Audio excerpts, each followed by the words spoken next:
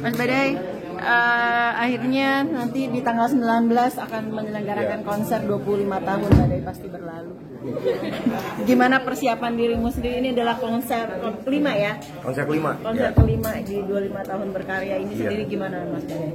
Ya persiapannya dari segi teknis kita udah ngecek venue, udah milihin teman-teman penyanyi, kemudian saya udah mulai ngelis songlistnya apa aja. Kemarin baru latihan pertama, saya udah ngonsepin juga beberapa arrangement. Karena dari setiap konser yang udah pernah saya buat, ya saya banyak kontribusinya gitu. Jadi bikin musiknya, milihin lagu, milihin artis. Kadang-kadang juga saya turun ke sisi bisnisnya juga kadang-kadang ya. Tapi kalau yang filmnya saya lepasin ke manajemen tim gitu. Dan persiapannya kali ini lebih kompleks karena pertama saya masih manggung, masih persiapan konser juga, termasuk di urusan-urusan politik juga. Persiapan untuk Februari kan. Jadi ini tahun-tahun ini memang tahun yang hektik buat saya. Tapi semua jalan dengan baik. Mas, total ada berapa performance di konser nanti? Kalau penyanyi itu ada 4. Nyanyi ada 4, termasuk saya 5. Kemudian kolaborator budayanya yang banyak. Ada choir, ada gamelan, kemudian ada tarian Indonesia Timur, lalu ada gondang Batak juga lumayan banyak, ada gambang kromong juga, terus ada apalagi kemarin ya beberapa budaya Indonesia juga saya kolaborasikan sih. Justru yang lebih banyak tuh perintilannya justru di alat-alat etnis. Mas, kenapa mengusung kebudayaan beda dengan 4 konser yang sebelumnya? Akhirnya di konser 2024 ini ada sedikit lebih ke etnik misalnya. Ya, soalnya gini, dari beberapa konser yang dulu kan saya selalu mengedepankan contemporary music lah. Jadi musik saya kan selama ini musik yang universal, yang dinikmatinya spesifik untuk para penikmat karya-karya saya aja.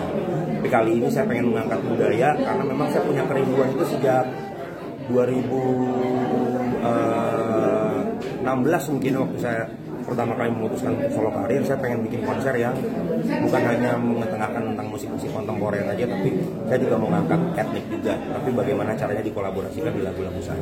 Berarti akan ada lagu daerah juga yang akan dinyanyikan dari artis-artis itu atau memang enggak, kalau lagu daerah enggak. Kalau lagu daerah enggak, laguku aja yang kita gabungin dengan musik etnik. Kalau pakaian juga berarti Mas? Pakaian iya.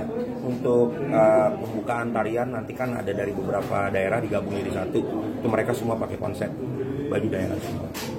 Mas Badai juga pakai baju daerah tersebut? Mungkin tidak seperti baju daerah yang semestinya. Ada beberapa simbolik aja yang saya pakai. Badai mungkin ini untuk membawakan lagu-lagu saat masih bergrup ini seperti apa sih? Mungkin ada semuanya dibawakan atau ada beberapa lagu yang akan? Nah, jadi lagu saya ini kan ada sekitar 18-20 lagu ya. Itu dibagi 50-50. Jadi 50% waktu lagu zaman saya ngeband, 50% karya saya untuk penyanyi Indonesia. Gitu. Pilihan dari artis-artisnya itu tadi kan ada Pak Randy juga yang memang dirimu ada kolaborasi tentang kerjasama dan tiba-tiba diajak ketika momen itu adalah anniversary pernikahannya gitu. Saya nggak tahu tuh, baru dikasih tahunya waktu saya tawarin Randy. Kan tanggal 19 kosongin ya nyanyi di konser. Wah serius Mas, ini ternyata anniversary gua gitu. Jadi saya merasa bahwa ya mungkin konser ini jadi berkat juga buat banyak orang. Ya jadi sesuatu yang sukacita juga kan buat mereka menikmati konser sambil merayakan anniversary gitu kan. Dan bulan Januari juga saya 14 Januarinya sebelum konser, 5 hari sebelum konser saya 46 tahun gitu. Jadi ini momen yang tepat sebenarnya. Saya merayakan ini 25 tahun, terus saya 46 tahun usia saya, dan juga beberapa teman-teman artis juga momen spesial. Salah satunya dengan Duo Anggrek yang saya nggak pernah ajak artis dangdut manapun untuk kolaborasi sama saya selama ini. Sekarang ada gitu, jadi spesial aja. Mas, di tengah bahagia konser ini sendiri, hubungan tetap masih seperti apa sih Mas dengan mantan band sendiri yang kabarnya juga kan walaupun tetap berjalan dengannya konser ini tapi tetap ada juga permasalahan konflik itu belum selesai gitu. Oh, jalan aja lah, jalan aja. Kalau saya sih, saya udah gak ada waktu mikirin begituan. Karena saya udah setiap hari kerjaan saya udah bukan begituan lagi. Saya udah belusukan, saya udah manggung, udah bikin lagu. Saya sekarang masih produksi album juga. Jadi mungkin lebih tepatnya nggak ada waktu buat masa lalu kayaknya ya. Saya udah ngeliatin masa depan aja lah. 25 tahun gimana Mas perjalanan dinamika seorang Mbak Denny dari awal Ya. ngeband terus sekarang solois terus Disuruh juga. sempat rapi juga Iya, iya, iya. band. Gimana nih Mas menyikapi 25 Seru tahun sih, itu. seru sih. Kalau saya sih nggak pernah menyangka bisa sampai umur 25 tahun ya. Kan untuk bertahan, tetap konsisten, tetap produktif kan nggak gampang.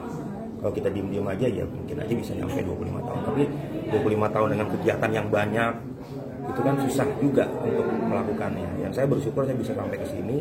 Soal dinamika-dinamika itu buat saya biasa lah. Kalau berteman mulus-mulus saja namanya bukan berteman, itu mah aspal gitu. jadi ya namanya berteman ada aja ributnya, ada aja apa. Cuma jujur kalau ditanya yang tadi Mbak tanyain, saya mungkin gak ada waktu lagi buat mikir gitu Bang. Ya sekarang udah cukup happy dengan apa yang saya jalanin, dan saya tahu apa yang akan saya dapat di depan, ya udah saya kejar aja gitu kan. Teman-teman semusisi juga memberikan appreciate kepada Mas Badai. Iya. Seperti apa sih yang Mas Badai rasakan? Ya mereka yang paham ya, yang paham dengan perjuangan saya, mereka tahu lah apa yang saya perjuangkan. Tapi kan banyak juga yang belum paham. Saya nggak bisa maksa orang untuk memahami apapun yang saya kerjakan, karena hidup saya tugasnya bukan menyenangkan semua orang. Jadi ya, yang paham silakan mensupport, yang belum paham nanti akan ada waktunya mereka akan paham.